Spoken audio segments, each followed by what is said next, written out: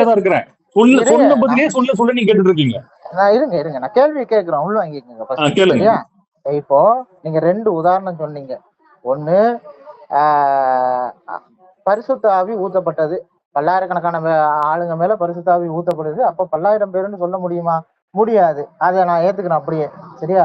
அதே போல யார் எங்க 4-5 பேர் கூடி இருக்கீங்களோ அவங்கள கூட நான் வந்து இருப்பேன்.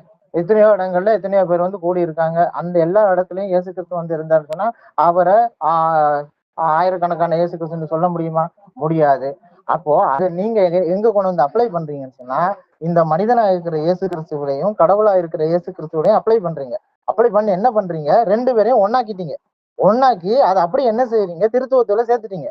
திருத்துவத்துல சேர்க்கும் போது இங்க அந்த திருத்துவத்துல இதா இருக்காரு இயேசு கிறிஸ்து, பரிசுத்தாவி இருக்கு. இயேசு கிறிஸ்து 2 பேரா இருக்காங்க. ஒண்ணு கடவுளாகிய இயேசு கிறிஸ்து, இன்னொன்னு மனிதனாகிய இயேசு கிறிஸ்து. இப்போ நான் என்ன கேள்வி வைக்கிறேன்னா, அந்த திருத்துவத்துல கடவுளும் இருக்காரு, மனிதனும் இருக்காரு, மனிதனும் கலந்து இருக்கு. இதுக்கு என்ன பதில் சொல்றீங்கன்னு நான் கேட்டேன். உண்மையா சொல்றேங்க, உங்க கேள்வி இப்படி ஒரு கேள்வி அப்பதான் நான் கேட்கிறேன். முதல்ல எனக்கு இன்னொரு டைம் அந்த ரத்தன சுருக்கமா சொல்லுங்க, என்ன லைன் கேட்டீங்க? எனக்கு உண்மையா புரியல கேள்வி. திரும்ப நான் உச்சஸ்தானத்துல பேசிட்டேன், திரும்பவும் நான் கேட்கணுமா? ரைட்டு. நீங்க 2 உதாரணம் தந்தீங்க இல்லையா? 2 வசன ஆதாரம் தந்தீங்க. பரிசுத்த ஆவி பொழியப்பட்டதும், அப்புறமா எவர் என்னுடைய நாமத்தினாலே 4-5 பேர் கூடுறீங்களோ அந்த இடத்துல நானும் வந்து இருப்பேன் அப்படின்னு சொல்லியிருக்காருல. இந்த 2 வசனத்தின் அடிப்படையில நீங்க என்னத்த சொல்றீங்கன்னு சொன்னா, அதாவது 4-5 பேர் இருந்தாலும், பல்லாயிரக்கணக்கான பேர் இருந்தாலும் அவங்க எல்லாரும் ஒரே நபர் தான் அப்படிங்கிறத உறுதிப்படுத்துறீங்க அந்த 2 உதாரணத்தின் மூலமா. சரியா? இப்ப அதை கொண்டு வந்து இந்த மனித இயேசுகளையும் கடவுள் இயேசுகளையும் பொறுத்துறீங்க. பொருத்தி 2 பேரையும் மெர்ஜாக்கிட்டீங்க, ஒன்னாக்கிட்டீங்க. அவர் ஒருத்தர் தான், ஆனா 2 விதமா செயல்படுறாரு, ஆனா ஒருத்தர் தான் அப்படின்றீங்க. இந்த ஒருத்தரை என்ன செய்யறீங்க? திருத்துவத்துல சேர்க்கிறீங்க. திருத்துவத்துல சேர்க்கும் போது திருத்துவத்துல என்ன நடக்குதுன்னா, பிதா இருக்காரு, பரிசுத்தாவி இருக்காரு, இயேசு கிறிஸ்து இருக்காரு. ஆனா இயேசு கிறிஸ்து எந்த நிலையில இருக்காரு? ஒண்ணு கடவுளுங்கிற நிலையில இருக்காரு, இன்னொன்னு மனிதனுங்கிற நிலையில இருக்காரு. இப்ப நான் கேட்கிற கேள்வி, திருத்துவத்துல கடவுளும் மனிதனும் கலந்திருக்காங்களான்னு கேட்கிறேன். தேவன் மாம்சத்திலே வெளிப்பட்ட, நான் தான் சொல்றேன் பாருங்க, நான் சொல்றேன். தீத்துவ வசனம் என்ன சொல்லுது? தேவன் மாம்சத்திலே வெளிப்பட்டார். அப்போ கடவுள் தான் இங்க மனுஷனா வந்தாரு. இதத்தான் நாங்க எப்பவுமே சொல்றோமே. இன்னைக்கு புதுசா எல்லாம் சொல்ல, எப்பவுமே சொல்றோம். கடவுள் மனுஷனா வந்தார், கடவுள் மனுஷனா வந்தார். கடவுள் மனுஷனா வந்தா மட்டும்தான் மனிதருக்கு மீட்பு. ஒரு படைப்பு வந்தா மீட்பு கிடையாது. நானே அவர் என்று நீங்கள் விசுவாசியா விட்டால் நீங்கள் உங்கள் பாவத்திலே சாவீர்கள் சொல்றாரு. நானே அவர். யாரு? கடவுள் தான் சொன்னாரு. who I am. அதாவது பிஃபோர் ஆபிரகாம் I am. நானே அவர். யார் சொல்றது? யெகோவா கடவுள். அதான் இயேசுவும் சொல்றாரு, நானே அவர். நீங்க விசுவாசிக்கணும். அப்போ இயேசு கிறிஸ்து யாருன்னா மனிதனாக வந்த தேவன். அவர்கிட்ட மட்டும்தான் பரிசுத்த ரத்தம் இருக்கு. அவரால்தான் நம்ம மீட்க முடியும். இதைத்தானே பிரதர் நான் சொல்லிட்டே இருக்கிறேன். நான் எப்ப இல்லைன்னு சொன்னேன்? இப்ப நீங்க அந்த திருத்துவத்துல மனுஷனும் கலந்துருக்காங்கிறத ஒத்துக்கிறீங்க? பிரதர், அதாவது கடவுள் மனுஷனா வந்தாருன்னு சொல்றேன். அதாவது பிள்ளைகள் மாம்சத்தையும் ரத்தத்தையும் உடையவர்களா இருக்க அவரும் அவர்களை போல ஆனார். சொல்றத கேளுங்க. நீங்க பதில் கேட்கணும், நீங்க பேசல. நீங்க பதில் கேட்கணும்னு பேசுற மாதிரி எனக்கு தெரியல. நீங்க கேள்வி கேட்டீங்களா? உங்களுக்கு புரியலன்னா கேள்வி பொறுமையை கேட்டு வாங்கிக்கோங்க. பிலிப்பியர் 2வது அதிகாரம் 6-7 வசனங்கள் என்ன சொல்றது? அவர் தேவனுடைய ரூபமா இருந்தும் தேவனுக்கு சமமாய் இருப்பதை கொள்ளையாடின பொருளாக எண்ணாமல் தம்மை தாமே தாழ்த்தி வெறுமையாக்கி அடிமையின் ரூபம் எடுத்து மனுஷ சாயல் ஆனார். எதுக்கு? என்ன மீட்டுக் கொள்வதற்கு? எனக்கு அதெல்லாம் தேவையில்லை பிரதர். எனக்கு தேவையான இப்போ பரலோகத்துல இயேசு கிறிஸ்து மனுஷனாவும் கடவுளாகவும் திருத்துவத்துல இருக்காரு. அந்த திருத்துவத்துல திருத்துவத்துல நீங்க குழப்பாதீங்க. இல்ல உங்களுக்கு கேள்வியே தப்பு. உங்களுக்கு நான் சொல்றேன், அதான் சொல்றேன். அதான் சொல்றேன். அதான் சொல்றேன், பொறுமையா கேளுங்க. நான் அதான் சொல்றேன், கேளுங்க. திரும்ப எத்தனை முறை நான் பேசக்கூடாது? நான் பேசக்கூடாது, நீங்க பேசுறீங்களா? நான் பேசக்கூடாதுன்னு வாய் அடக்கணும் பேசுறீங்களா? கேள்வியை நீங்க புரிஞ்சுக்கிட்டு அதைத்தான் நான் சொல்றேன். நீங்க கேள்வியை தப்பா கேக்குறீங்க, நான் சரி பண்றேன்னு சொல்றேன். சரி சொல்லுங்க. என்ன தப்பு தெரியுமா? திருத்துவத்துல மனுஷன் கிடையாது. சொல்றத கேளுங்க பிரதர். திருத்துவத்துல மனுஷன் கிடையாது. ஒரே தேவன், எப்படி திருத்துவம் என்ன தெரியுமா? திருத்துவம் கடவுளுடைய வார்த்தை இயேசு, கடவுளுடைய ஆவி பரிசுத்த ஆவியானவர். தேவனுடையது எதுவும் தேவனே. தேவனுடையது அக்னி எல்லாம் கிடையாது. உண்மை கடவுள் தான், ஆதியும் அந்தமில்லாத கடவுள் இருக்க புறப்படுகிற ஆவி ஒரு அக்னி பொருள் அல்ல, சக்தி அல்ல, அது தேவன், அது உயிர் உள்ளவர். அப்படிதான் வேதம் சொல்றதா நான் எடுத்துக்கிறேன். அதாவது என்னன்னா, தேவன் 3 தன்மையில செயல்படுகிறார். அந்த வார்த்தையானவர் தான் குமாரன். அந்த அந்த வார்த்தையானவரும் பரிசுத்த ஆவியானவர் இல்லாத நிலையில இருப்பவர் தான் பிதா, இருந்தாலும் அவர் பிதானதான் வேதம் அழைக்குது. அப்போ பரிசுத்த ஆவியானவர், இப்ப 3 பேருமே ஆழ்சுவங்களா செயல்படக்கூடியவர்களா இருக்காங்க. இப்படிதான் வேதம் தேவன் அடையாளம் காட்டுது. சரிங்களா? இதுல மனுஷன் கிடையாது. இதுல என்னாச்சுன்னா, இதுல இருக்கக்கூடிய, அதாவது இந்த ஆழ்த்துவத்துல 2ஆம் ஆழ்த்துவத்துல இருக்கக்கூடிய இயேசு கிறிஸ்து மனிதனாக பூமிக்கு வந்தார். பூமிக்கு மனுஷனா வந்துட்டு எந்த நிலையில உயிர் தெழுந்தாரோ, மறுரூபமாக்கப்பட்ட அந்த மனுஷன் எப்படி மறுரூபம் ஆவானோ, அதே போல இயேசு கிறிஸ்துவும் உயிர் தெழுந்து மறுரூபமாயி பரலோகம் செல்லுகிறார். அதுக்கு முன்னாடி அதே போல யோவான் வசனம் சொன்னா, இந்த ஆலயத்தை இடித்து போடுதல் 3 நாளைக்குள்ள எழுப்புவேன்னு சொன்னாருங்களா, அது மனிதனா இருக்கிற இயேசு. சொல்றத கேளுங்க பிரதர், தேவனா இருக்கிற இயேசு திருத்துவத்துல எப்பவுமே தேவனா தான் இருக்காரு.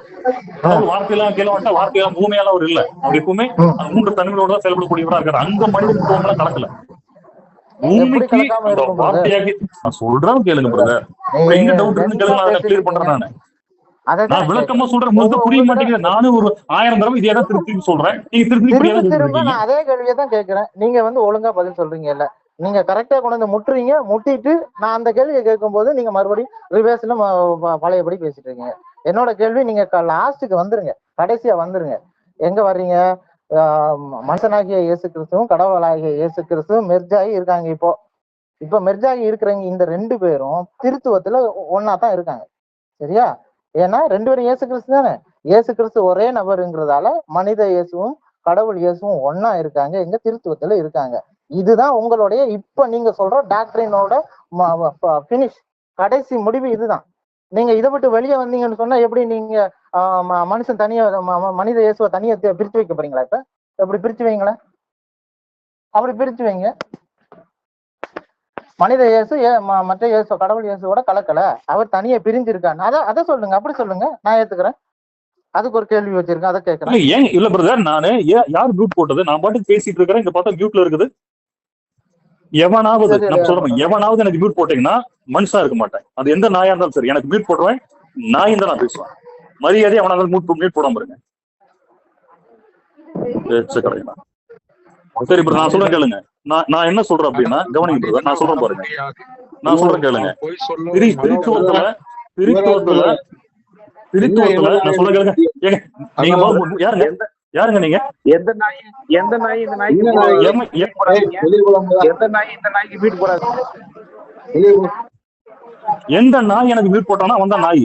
எந்த நாய் எனக்கு மீட் போடுச்சா அவன் நாய். அவன் சார் நீங்க சொல்லுங்க. அந்த நாய் மீட் போடக்கூடாது. மீட் போடுறவன் நாய் தான். அவனுக்கு ஏதாவது ரோசர் தான் மூடிட்டு இருக்கு. சொல்லுங்க. பேசும்போது இந்த மயிறு வேலை பண்ணாதீங்க, புரியுதா? போய முதல்ல அப்ப என்ன மாதிரி கூப்பிடுங்க. நான் வந்தா உங்க குரூப்புக்கு சரி சரி விடுங்க. மயிறு மாதிரி மியூட் போட வேண்டிய எல்லா மயிறு பண்ண வேண்டியது, புடிங்க மாதிரி பேச வேண்டியது.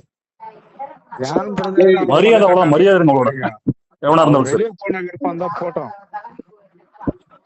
ஏய் எச்சக்கலாம், நான் எவனா மீட் போடுறேன். டென்ஷன் ஆகாம நீங்க பேசுங்க. ஏங்க எப்படி டென்ஷன் ஆக முடியும்? என்ன நினைச்சிட்டு இருக்கீங்க? குரூப்ல கொண்டா கூட்டி வச்சுக்கிட்டு மியூட் போடுங்க, விளையாடிட்டு இருப்பீங்க. நான் என்ன நினைச்சிட்டு இருக்கீங்க? நீங்க உங்களோட நீங்க அட்மிட் தான, கேட்க மாட்டீங்களா நீங்க? சொல்றேன், யாரும் மியூட் போடாதீங்க, தயவு செஞ்சு யாரும் மியூட் போடாதீங்க. முதல்ல ஒரு ஆரோக்கியமா பேசி ஜெயிக்க வக்குல சும்மா மியூட் போடுற மயிர் மட்டும் செஞ்சுட்டு இருப்பாங்க. ஒரு மயிரும் தெரியாது. என்னோட கேள்விக்கு நீங்க எனக்கு மியூட் போட்டா அப்படிதான் பேசுவேன். என்ன ப்ரொவோக் பண்ண அப்படிதான் பேசுவேன். ஒழுக்கமா என்ன பேச சொல்லுங்க, ஒழுக்கமா இருப்பேன், ஒழுக்கமா நான் பேசுறேன்.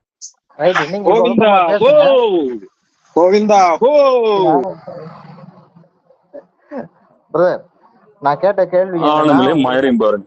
உனக்கெல்லாம் மனுஷனுங்க, உனக்கெல்லாம் ஒரு நாதாரி. சொல்லுங்க பிரதர். சரி, அதுதான் இப்ப நான் என்ன கேட்டேன் உங்ககிட்ட.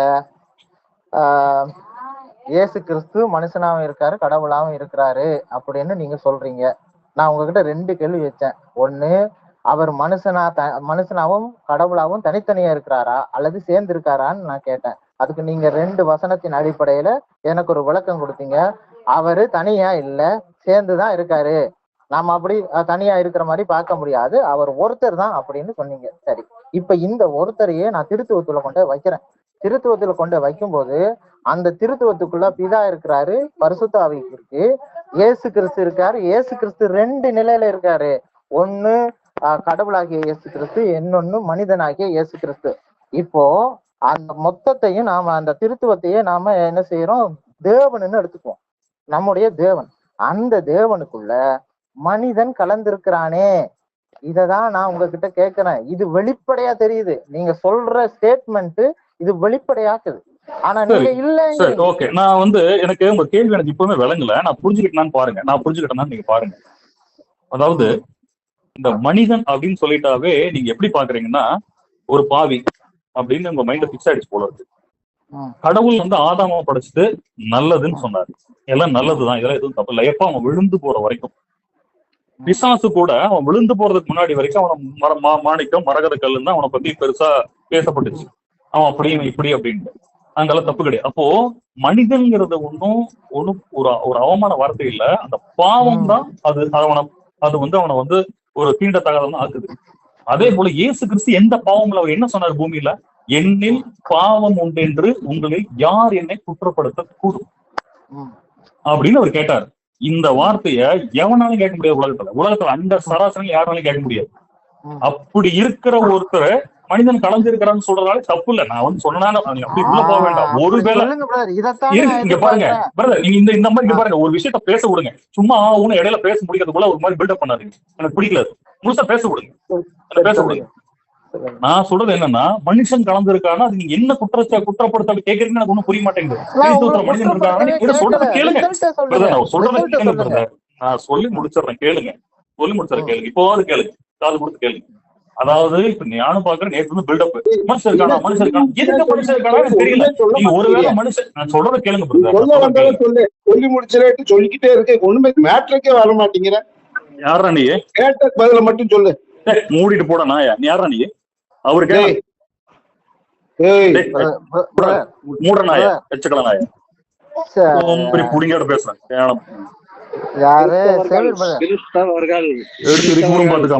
யார் உள்ள விட்டா? ஆடா நீ யாரா? என்ன மெயில்டான கூப்பிடுறீங்க நீங்க? அவனை போய் கேள்றான். இவன் கூப்பிட்டான போய் கேள்றான். பெரிய புடிங்க, இவன் பெரிய வச்சிருக்கான பெரிய மயிறு. இவன் பெரிய இவன்ட்ட பேசுறாங்களா? இவன் ஒரு மயிறு இவன்ட்ட பேசுறான்.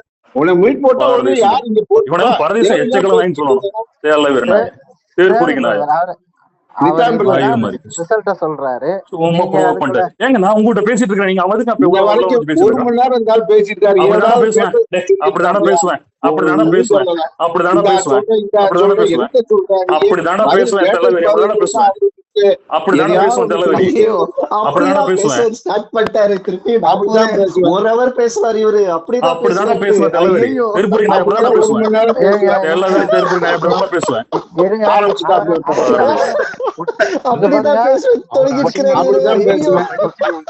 ஒரு மணி நேரம் அப்படித்தான் பேசுவேன்.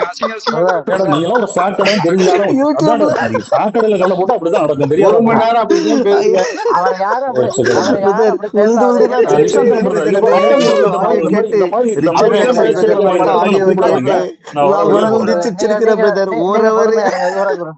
அப்படித்தான்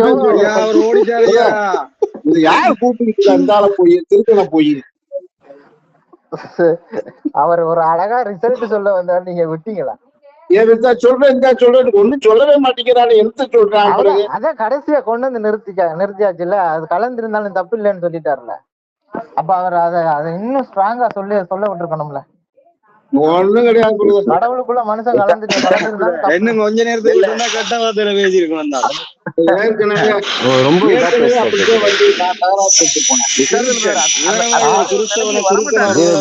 வயசு கூட மரியாதை கொடுக்காம ரொம்ப ஓவரா பேசுங்க. மியூட் போட்டாங்கன்னா கேட்டு என்ன வரும் கேட்க வேண்டாம். பிறகு எல்லாத்தையும் நாயின்னு இருந்தானா என்ன அர்த்தம்? அப்ப நீங்க தான் இந்த மியூட்டை போட்டாளா? இல்ல வேறையால போட்டுருக்காங்க. ரைட்டு, அப்படி பேசணும். பேசணும் பிரதர், பேசுறதுனால ஒன்னும் பிரச்சனை இல்ல. நம்ம அந்த சகிப்புத்தன்மை கொண்டு வரணும். இல்ல அவர் ஒரு கரெக்டா கொண்டு வந்தாரு. அதுக்குள்ள அவசரப்பட்டு கொண்டு வர மாட்டாங்க. நீங்க கொண்டு வர இந்த வரைக்கும் சொல்லிக்கிட்டு இருந்தாரு. என்னத்த சொன்னாரு? அப்படித்தான் நான் பேசுவேன்கிட்டே இருப்பாப்ல. சேவியர் அப்ப பிரதர். நிதான ஏன் கிறிஸ்தவ மேகேஜ் அவன் ஒரு மனுஷன் மாதிரியே கதைக்கலாம் இல்ல. கிறிஸ்துவ பண்பே இல்லாதவன்கிட்ட போய் என்னத்தை நீ கேட்டு அவன்கிட்ட பெற்றுக் கொள்ள கிட்ட. அவருக்கு பொறுமை பத்தாது. நமக்கெல்லாம் பொறுமை இருக்கு. ஆமா, எனக்கு எல்லாம் சும்மா ரத்தம் கொதிச்சு கொண்டு குமாரா பைத்தாரா அவன் என்ன எப்படி கதைக்கலாம் அப்படி? ஏன்னா வேதத்தை தேர்னவர்களா பவுல் அப்படி சொன்னார் இப்படி சொன்னா மண்ணாங்கடி சொன்னாருன்னா ஒரு டீசென்டாவே கதைக்க தெரியும். ஒரு சபை நாகரிகம் இல்லை. ஒரு பெரிய மனுஷனை பார்த்து ஒரு வயசு வித்தியாசம் இல்லை. அவர் ஆப்போசிட்ல கதைக்கிறவருக்கு என்ன வயசுன்னு கூட தெரியாது.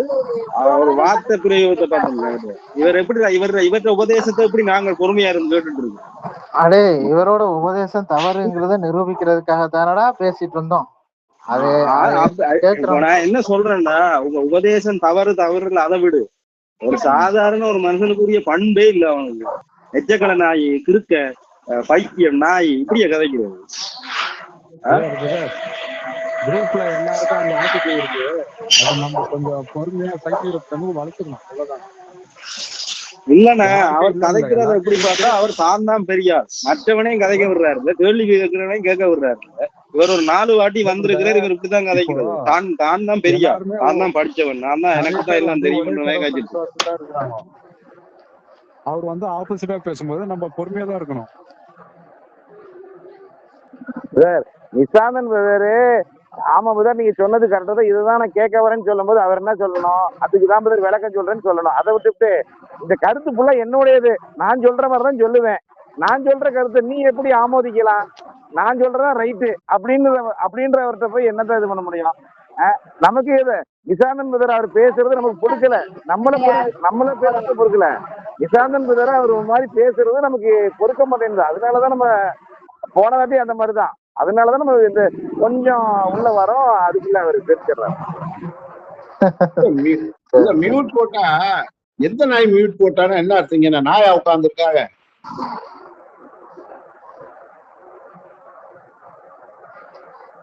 மியூட் போடா. எப்படி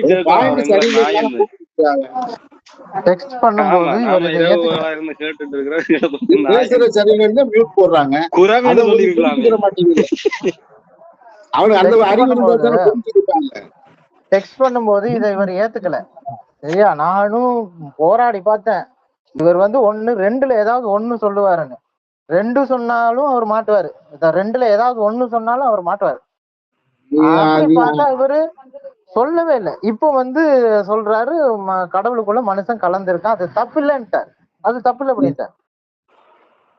நாளைக்கு இதை மறந்துடுவார் அவர். இவர் ரிப்போர்ட், இவர் அறிவில்லா ரிப்போர்ட் இவர் கொடுக்குற ஆளு. இது ஒரு இது பிரதர் நிசான் பிரதர் அவர் சொல்றாரு, தெய்வம் பரிபூர்ணம் எல்லாம் அவருக்குள்ள வாசமா இருக்கிறதுனால அவரால் காத்து அடக்க முடியுது அப்படின்னு சொல்ல வர்றாரு.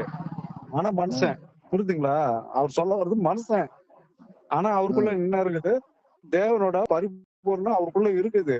அது எப்படி அடங்கும்? அதனாலதான் அவரு தேவனா இருக்கிறாரு, அவர் வந்தாருன்றாரு. அவர் எப்படி வேணாலும் சொல்லட்டும். நான் என்ன சொல்றேன் தெரியுமா? நீங்க சொல்றத நான் ஏத்துக்கிறேங்க. நீங்க எப்படி வேணாலும் சொல்லுங்க, நான் ஏத்துக்கிறேன். ஆனா அடுத்த கேள்வி நான் வைப்பேன், அந்த கேள்விக்கு பதில் சொல்லுங்கன்னு தான் நான் சொல்றேன். எப்படி வேணாலும் ஒத்தையோ ரெட்டையோ, நீ வந்து இந்த ஒத்தைய ரெட்டையா போட்டு பார்ப்போம்ல சின்ன வயசுல, அத மாதிரி நீ வந்து டிக்கெட்டாஸ் டோஸ் விளையாடிட்டு நீ என்ன வேணாலும் எது வேணாலும் சொல்லு. அடுத்த கேள்வி நான் வைக்கிறேன், அதுக்கு பதில் சொல்லு. அதான் நான் சொல்லிட்டு இருக்கேன். அவர் வந்து நம்ம டெக்ஸ்ட் பண்ணும்போது அதை பேசவே இல்லை, சொல்லவே மாட்டேன்ட்டாரு. அது வெளிப்படுத்தப்படவில்லை. இப்போ வந்து சொல்றாரு கலந்துருக்கு, கலந்தாலும் தப்பு இல்லையே, இது எப்படி அப்படின்றாரு. ஒன்னும் தப்பு இல்லையே அப்படிங்கிறாரு. நிசாந்தன் பிரதர், தயவு செய்து நான் சொல்றேன், அவங்களுக்கு எல்லாம் கொள்கை கிடையாது பிரதர். இப்ப நான் எனக்கு எடுத்தீங்கன்னா ஒரு கொள்கை இருக்கு, புத்தகத்தை எடுத்து தூக்கி போடுவேன், இதான் கொள்கை. ஆனா அவங்க கொள்கை இல்லாத சகோதரர் மாத்தி மாத்தி பேசுவாங்க, மறந்துடாதீங்க. இப்ப நீங்களும் நாமளும் ஒரு கொள்கைய வேதம் வச்சிருந்தாலும் ஒரு கொள்கைக்கு கொண்டாந்து நிப்பாட்டுவோம், நம்மள இது பண்ணி கார்னர் பண்ணலாம். அவர்லாம் கொள்கையே இல்லாதவர் ஒரே.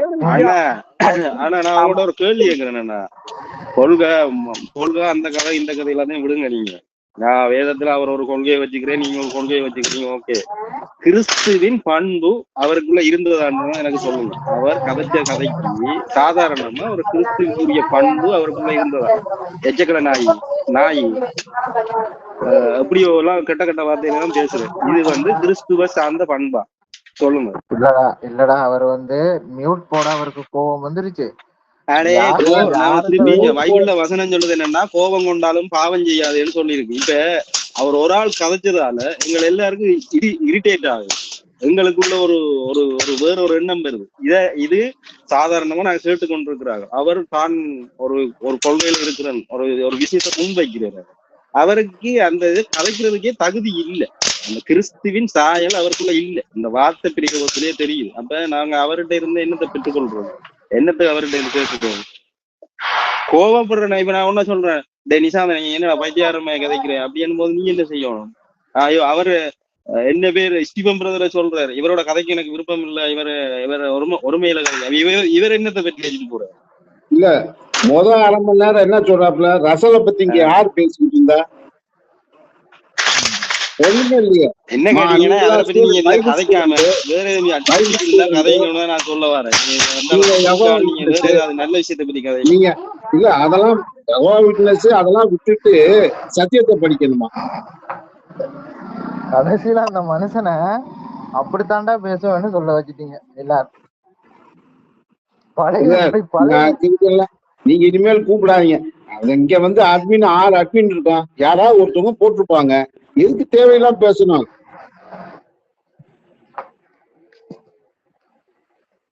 அது கேட்கணும், இல்லைன்னா ரெக்வஸ்ட் பண்ணணும். சொல்லுவாங்கல்ல, தேவையானதான் பேசியா, தேவையில்லாத பேசாதேன்னு சொல்லத்தானே செய்வாங்க.